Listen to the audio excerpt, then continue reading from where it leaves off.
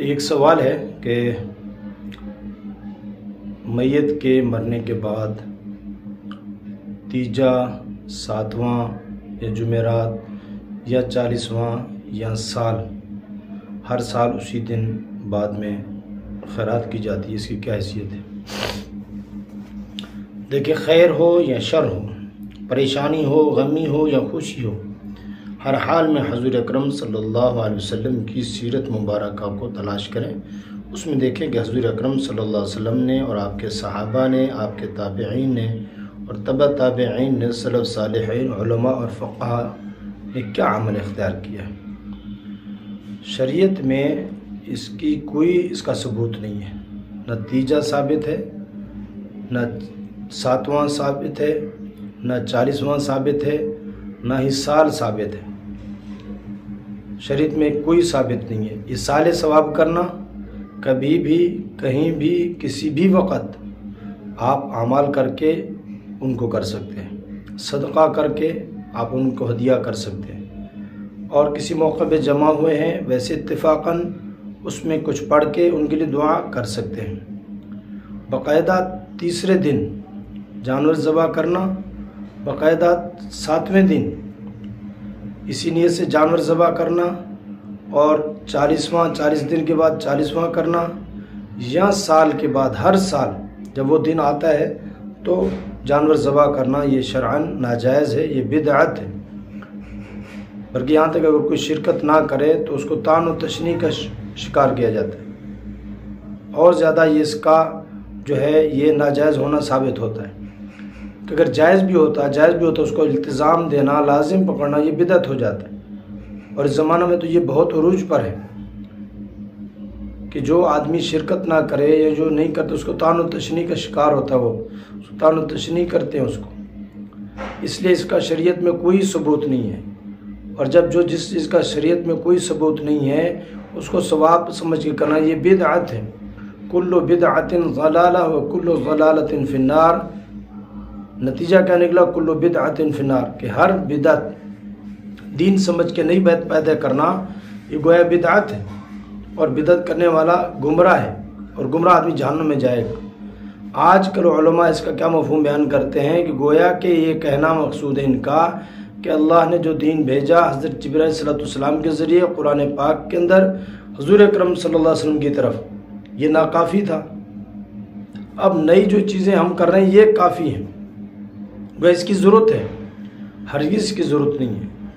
اس لیے اس سے بچنا چاہیے، اور لوگوں کو اس میں شرکت کرنا، اس میں کھانا کھانا یہ جائز نہیں ہے، یہ بدعت کی نیت سے پکا ہوا ہے۔ اور اس کے مفاسد ہیں، بہت سارے مفاسد ہیں۔ ایک تو یہ دن کیا کرتے ہیں، اس دن نمازیں اکثر نوجوانوں کی چلی جاتی، جو اس میں لگے رہتے ہیں ان کی نمازیں چلی جاتی۔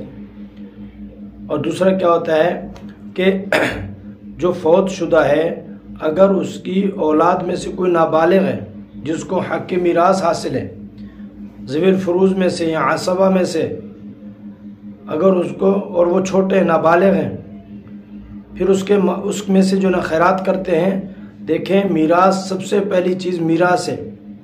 اگر آپ لوگ اللہ کا حکم پورا کرنا چاہتے ہیں اور دین شریعت محمدی، دین محمدی پہ چلنا چاہتے ہیں اور اجر کمانا چاہتے ہیں، اپنی آخرت بنانا چاہتے ہیں، اور جو دنیا سے اس کی آخرت بنانا چاہتے ہیں، اس کے لیے سب سے پہلا کام یہ کریں جیسے وہ فوت ہو اس کی میراث کو اس کی بیٹے، اس کی بیٹیوں میں تقسیم کریں۔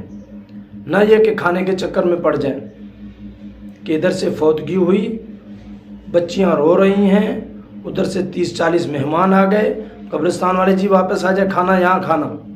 جو بچیاں اپنے باپ پہ رو رہی، جو بچیاں اپنے باپ کے غم میں نڈھال ہو چکی ہیں، وہ کیا کر رہی؟ تندور پہ روٹیاں پکا رہی ہیں، وہ کیا کر رہی ہیں؟ سالن پکا رہی ہیں۔ ظلم نہیں خدا کا؟ یہ ظلم ہے خدا کا، اتنی زیادہ نافرمانی۔ اور جو بچے نابالغ ہیں ان کی موجودگی میں ان کی میراث کو تقسیم کر، ان کی میراث میں سے، ان کے پیسوں میں سے خرچ کریں تو حلال نہیں، حرام ہے۔ ان کو تو ہاتھ لگانا ایسے حرام ہے جیسے خنزیر حرام ہے، جیسے سود حرام ہے، رشوت حرام ہے، جیسے حرام چوری کا مال حرام ہے، غصب کا مال حرام ہے۔ یہ تو نابالغ بچوں کی اور جو ہے کم عقل بچوں کی مالیت کو لے کر یہ لوگوں کو کھانا کھلاتے ہیں، یہ حرام ہے، جائز ہی نہیں ہے، اس لیے سے بچیں۔ اور جو ہے یہ بدعت ہے، اور بدعت کو رواج دینا یا ان کا ساتھ دینا یا ان کو کی حوصلہ افزائی یہ جائز نہیں ہے۔ اور وہ بھی لوگ اس میں شریک ہیں جو اس میں شرکت کرتے ہیں حکمت بصیرت کے نام پہ، گویا کہ وہ کیا کہتے ہیں یہ دیندار لوگ ہیں جی، یہ مولوی صاحب ہیں، یہ جی حاجی صاحب ہیں، فلاں فلاں ہیں، یہ شریک ہوتے ہیں، تو اس کا مطلب ہے کہ صحیح ہے۔ تو دیندار لوگوں کو، علماء کو اور لوگوں کو ایسی جگہ سے شرکت نہیں کرنی چاہیے۔ وہاں دعا ہر 2 منٹ کے بعد دعا، ہر 2 منٹ کے بعد دعا، ایک عجیب سا ماحول بن جاتا ہے۔ اس لیے خاص کر ہمارے بال خان اور اس کے جو مضافات ہیں اس میں یہ بہت زیادہ ہے۔ اس لیے آپ لوگوں سے گزارش ہے، اگر آپ چاہتے ہیں آپ کے جو فوت شدہ ہیں، فوت ہونے والے ہیں اور ان کے مرحومین ہیں ان کو اجر اور ثواب ملے اور ہمیشہ ملتا رہے، اس کے لیے شرط کیا ہے؟